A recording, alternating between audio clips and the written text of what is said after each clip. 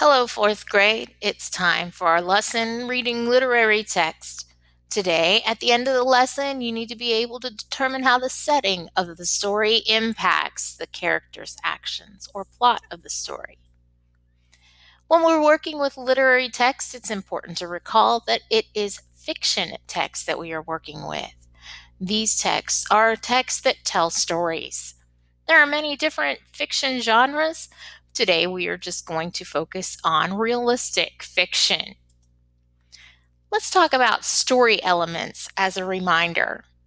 Literary text includes some specific elements that make it a story, like characters, setting, plot, problem or conflict, solution or resolution, point of view, and theme. Today we will be focused on setting. The setting of the story is the time and location where a story takes place. Let's dive in to a realistic fiction story. This story is by Cynthia Rylant. It's part of a text called Every Living Thing. This story is called Stray. In January, a puppy wandered onto the property of Mr. Amos Lacey and his wife Mammy and their daughter Doris. Icicles hung 3 feet or more from the eaves of the houses. Snowdrifts swallowed up automobiles, and the birds were so fluffed up they looked comic. The puppy had been abandoned, and it made its way down the road toward Lacey's small house, its ears tucked, its tail between its legs, shivering. Doris, whose school had been called off because of the snow, was out shoveling the cinder block front steps when she spotted the pup on the road. She set down the shovel. "Hey, come on," she called. The puppy stopped in the road, wagging its tail timidly, trembling with shyness and cold. Doris trudged through the yard, went up the shoveled drive, and met the dog. "Come on, Pooch." "Where did that come from?" Mrs. Lacey asked as soon as Doris put the dog down in the kitchen. Mr. Lacey was at the table, cleaning his fingernails with his pocket knife. The snow was keeping him home from his job at the warehouse. "I don't know where it came from," he said mildly, "but I know for sure where it's going." Doris hugged the puppy hard against her. She said nothing. Because the roads would be too bad for travel for many days, Mr. Lacey couldn't get out to take the puppy to the pound in the city right away. He agreed to let it sleep in the basement while Mrs. Lacey grudgingly let Doris feed it table scraps. The woman was sensitive about throwing out food. By the looks of it, Doris figured the puppy was about 6 months old and on its way to being a big dog. She thought it might have some shepherd in it. 4 days passed, and the puppy did not complain. It never cried in the night or howled at the wind. It didn't tear up everything in the basement.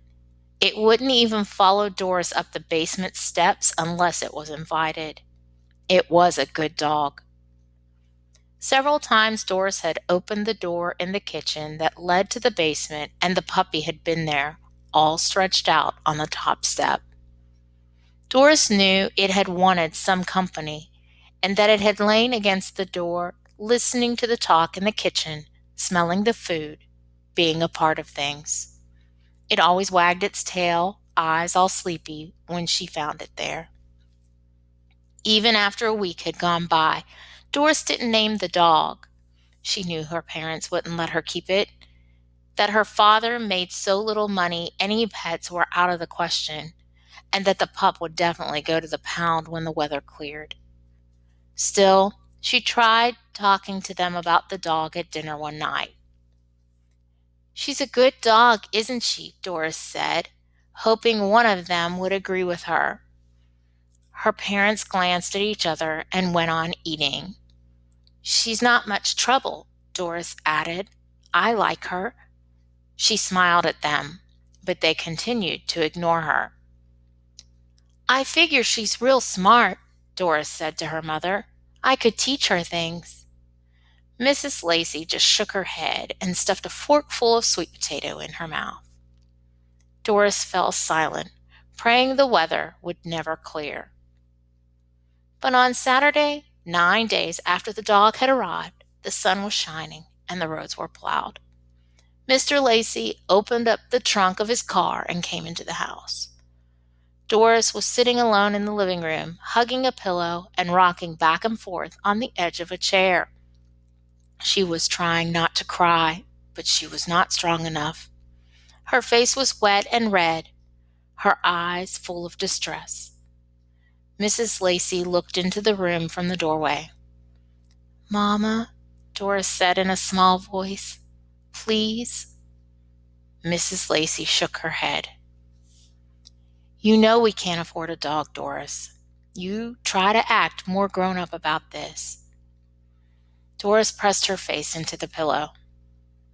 Outside, she heard the trunk of the car slam shut. One of the doors open and close. The old engine cough and choke and finally start up. Daddy, she whispered, please. She heard the car travel down the road, and though it was early afternoon, she could do nothing but go to her bed. She cried herself to sleep, and her dreams were full of searching and searching for things lost. It was nearly night when she finally woke up, lying there, like stone, still exhausted. She wondered if she would ever in her life have anything. She stared at the wall for a while. But she started feeling hungry, and she knew she'd have to make herself get out of bed and eat some dinner. She wanted not to go into the kitchen, past the basement door. She wanted not to face her parents. But she rose up heavily. Her parents were sitting at the table, dinner over, drinking coffee. They looked at her when she came in, but she kept her head down. No one spoke. Doris made herself a glass of powdered milk and drank it all down.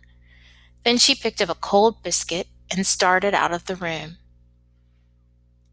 You'd better feed that mutt before it dies of starvation, Mr. Lacey said. Doris turned around. What? I said you'd better feed your dog. I figure it's looking for you.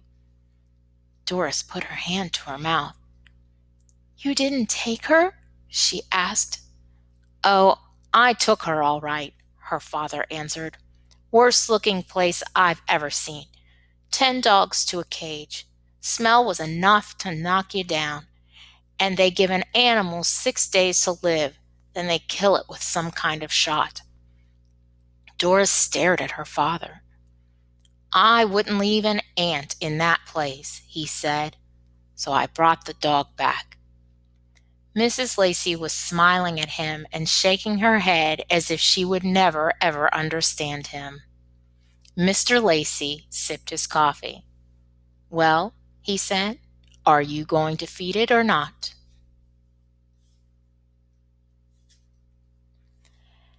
As part of our task today, we will be writing about the setting. While reading this setting, I took some notes. I wrote down some of the information I found in the text that describes the setting. It's January. There were long icicles and huge snowdrifts. The birds were all fluffed up. School was called off due to snow, and Doris was shoveling steps. Mr. Lacey was home from work. The roads were too bad to travel for days, and they couldn't get into the pound in the city. Today's directions will have you writing 1 or 2 sentences describing the setting. I wrote my 2 sentences.